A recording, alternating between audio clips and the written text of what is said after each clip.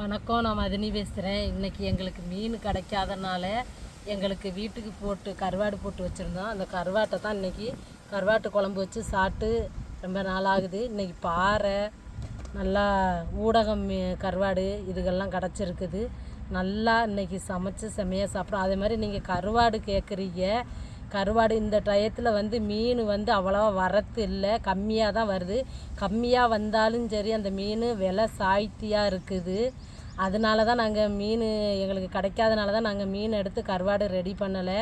இப்போ நெத்திலி கருவாடு கூட 100 கிலோ 200 கிலோ வாங்கி தாங்க நாங்கள் காய போட்டு கருவாடு சேல்ஸ் பண்ணுறோம். இப்போ அந்த மீன் கூட கிடைக்க மாட்டேங்குது. ஒரு வட்டா எடுத்தால் கூட நம்ம 1 கிலோ நெத்திலி கருவாட்டுக்கு 4 கிலோ கருவாடு தாங்க 1 கிலோவாக ஆகுது. அப்படி தான் மீன் கிடைக்கிது. அதனால் மீன் வரத்து வராதனால தான் நாங்கள் மீன் எடுத்து ரெடி பண்ணாமல் இருக்கிறோம். கண்டிப்பாக மீன் வரத்து வரையும் கண்டிப்பாக நாங்கள் கருவாடு ரெடி பண்ணி வீடியோ போடுவோம். நீங்கள் அதுக்கப்புறம் வீடியோவை பார்த்துட்டு கேளுங்க. இப்போதைக்கு எந்த ஒரு கருவாடும் கிடையாது, யாரும் எதுவும் நினச்சிக்கிறாதீங்க. இப்போ நம்ம கருவாட்டை ஃபுல்லாக வெட்டி தண்ணியில் ஊற போட்டுருவோங்க பீஸ் பீஸாக. பாருங்கள், இதுதான் பாறை கருவாடு. பாருங்கள், இதுதான் பாறை. இது ஊடகங்க. நல்லா கருவாட்டு குழம்புக்கு நல்லா வாசமாகவும் இருக்கும், நல்ல டேஸ்ட்டாகவும் இருக்கும். இப்போ நம்ம வெட்டி எடுத்துக்கிடுவோங்க பொடி பொடி பீஸாக.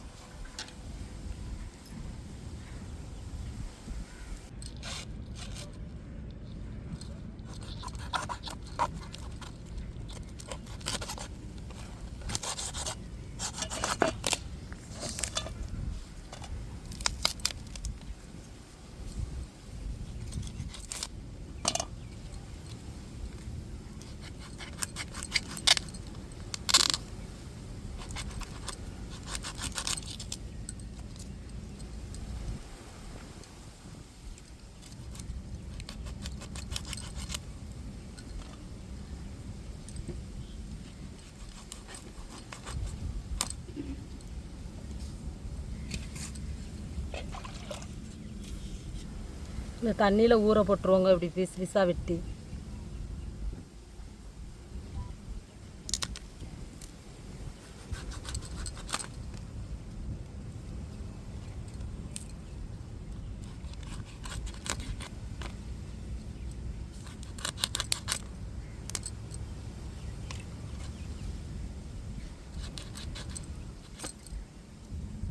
இப்படி பீஸ் பீஸாக போட்டுறணுங்க.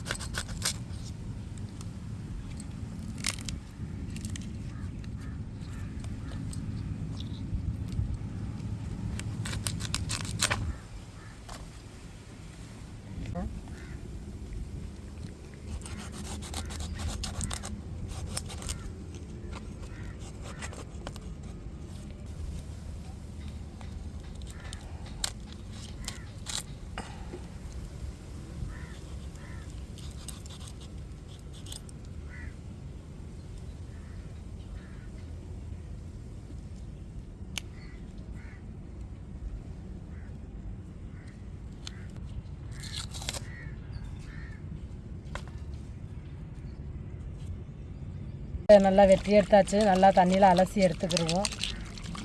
அலசி எடுத்துகிட்டு போய் இந்த மாதிரி கருவாட்டு குழம்ப நம்ம கூட்டுவோம்.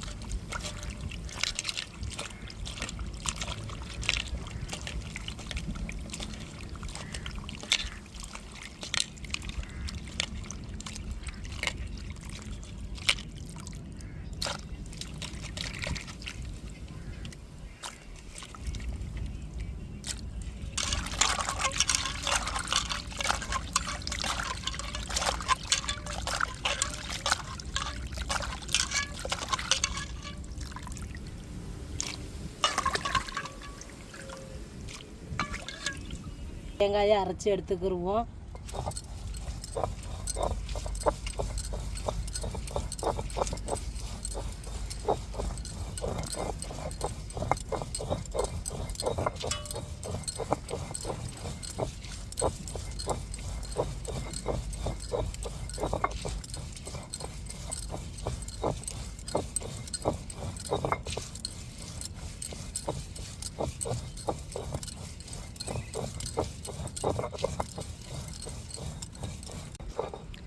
வெங்காயம் பூண்டை தேங்காயோடு சேர்த்து அரைச்சிக்கிட்டோம்.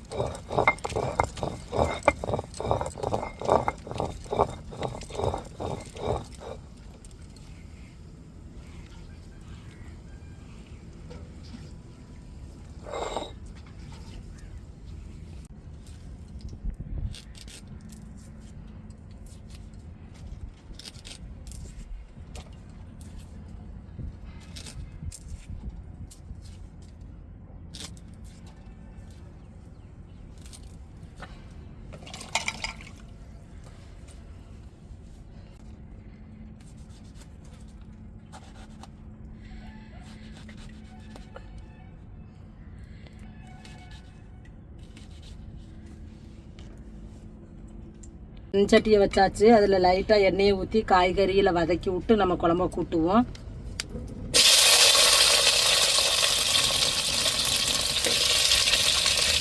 கத்திரிக்காய், முருங்கைக்காய், சின்ன வெங்காயம், மிளகாய், தக்காளி.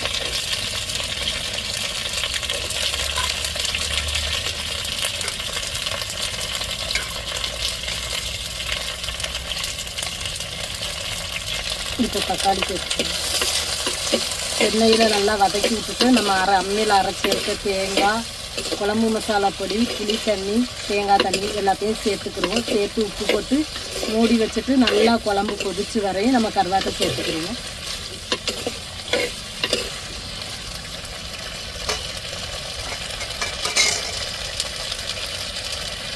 சட்டியில் லைட்டாக எண்ணெய் ஊற்றி நம்ம கருவாட்டு குழம்புக்கு தேவையான காய்கறியெல்லாம் நல்லா வதக்கி விட்டாச்சு. இப்போ உப்பு சேர்த்துக்கிடுவோம்.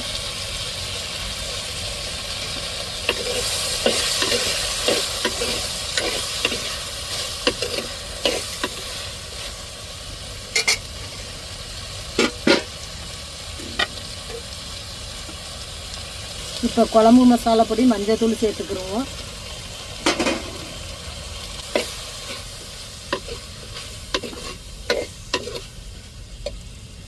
இப்போ நம்ம கரைச்சி வச்சிருக்கிற புளி தண்ணியை சேர்த்துக்கிடுவோம்.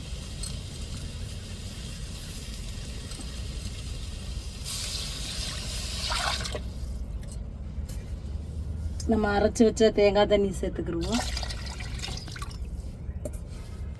இப்போ அம்மியில் அரைச்சி எடுத்த தேங்காவை சேர்த்துக்கிடுவோம்.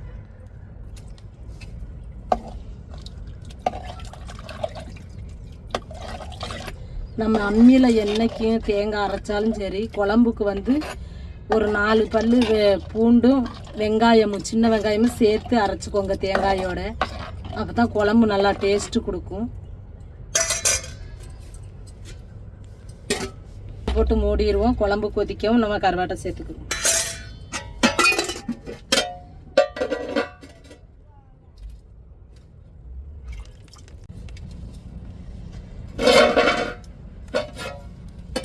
பாருங்க, குழம்பு நல்லா கொதிச்சுட்டு இப்போ கருவாட்டை சேர்த்துருவோம்.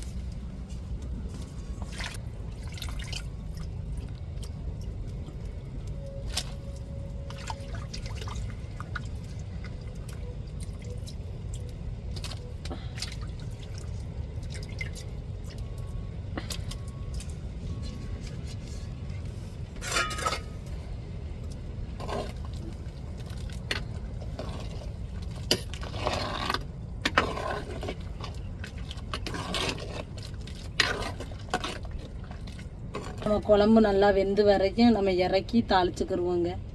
இப்போ அப்படியே கிடக்கட்டுங்க குழம்பு.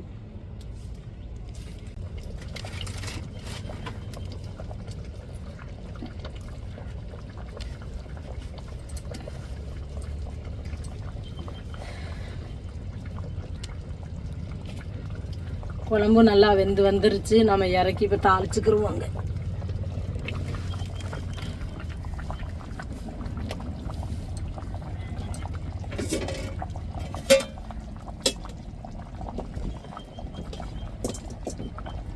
வெந்தயம் சேர்த்துக்கிறோம். எண்ணெய் சூடு ஏறிட்டு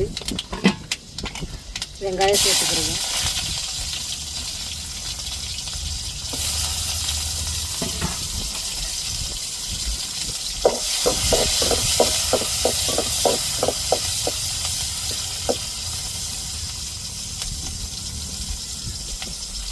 இப்போ கருவேப்பிலை சேர்த்துக்கிறோம்.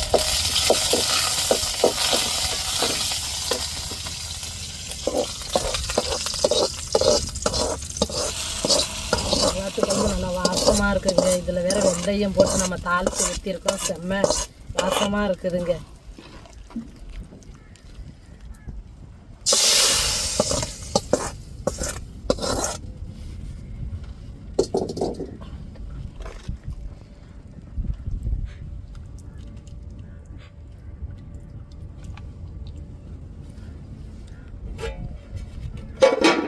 இன்றைக்கி மணக்க கருவாட்டு குழம்பு.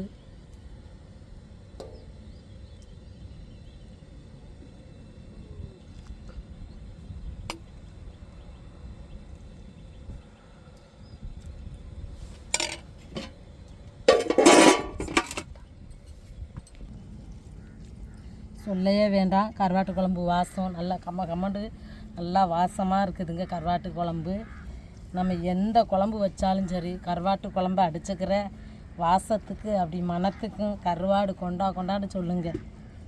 இன்றைக்கி கருவாட்டு குழம்பு செம்மையாக வச்சு சாப்பிட்டுக்கிட்டு இருப்போம்.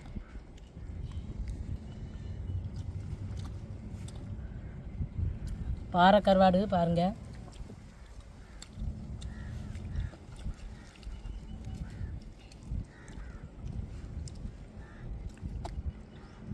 கருவாடு எப்படி உடையாமல் நம்ம துண்டு பீஸ் மாதிரியே அப்படியே வெட்டி போட்டோம் பாருங்கள், அப்படியே இருக்குது. அவ்வளோ ஒரு டேஸ்ட்டாக இருக்குங்க குழம்புக்கு.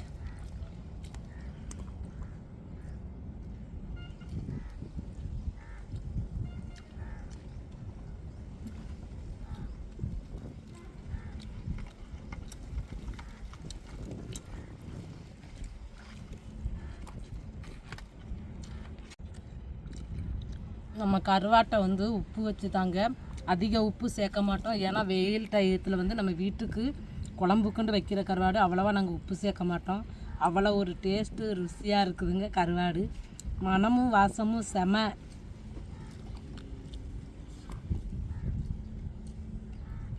நீங்கள்லாம் இதேமாதிரி கருவாடு கிடச்சிச்சின்னா விடாதீங்க, வாங்கி நல்லா குழம்பு வச்சு மண் சட்டிலே வைங்க, குழம்பு வச்சு சாப்பிடுங்க. நாளை வரைக்கும் வச்சு சாப்பிடலாம் கருவாட்டு குழம்பு. அவ்வளோ ஒரு சாப்பிட அப்படி தேன் மாதிரியே இருக்குங்க கருவாடு. ரொம்ப ஒரு டேஸ்ட்டு கிடைக்கும்.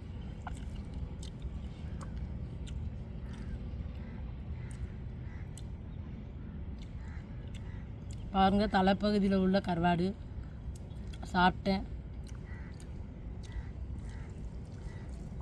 எங்களுக்கு இப்படி மீன் கிடைக்காத டயத்தில் நாங்கள் எங்கள் வீட்டுக்குன்னு போட்டு வச்சுருக்கிற கருவாட்டை இப்படி மீனுங்க கிடைக்காத நேரம் இப்படி கருவாட்டு குழம்போ இல்லை கருவாட்டு கிரேவியோ பொரியலோ பொரித்து இப்படி சாப்பிட்ருவங்க. இருக்கிறத வச்சு வீட்டில்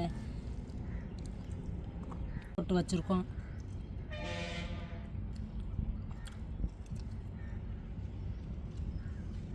நம்ம கத்திரிக்காய், முருங்கைக்காய், தக்காளி, மிளகாலாம் போட்டு உப்பு காரஞ்சாரமாக வச்சு சாப்பிட்றோங்க. அந்த குழம்புக்குள்ள கருவாட்டு குழம்புக்குள்ள அந்த முருங்கைக்காய், கத்திரிக்காய் வெட்டி போட்டாலே அது ஒரு தனி சுவை தாங்க.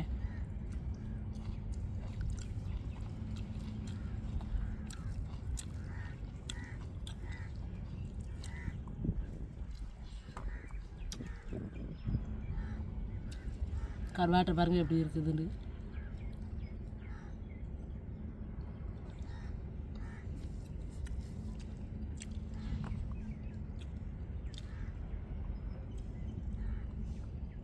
நீங்களும் நல்லா குடும்பத்தோடு இப்படி கருவாடு கிடச்சிச்சுன்னா வாங்கி சமைச்சு சந்தோஷமாக சாப்பிடுங்க. இந்த வீடியோ உங்களுக்கு பிடிச்சிருந்தா லைக் பண்ணுங்கள், ஷேர் பண்ணுங்கள், கமெண்ட் பண்ணுங்கள்.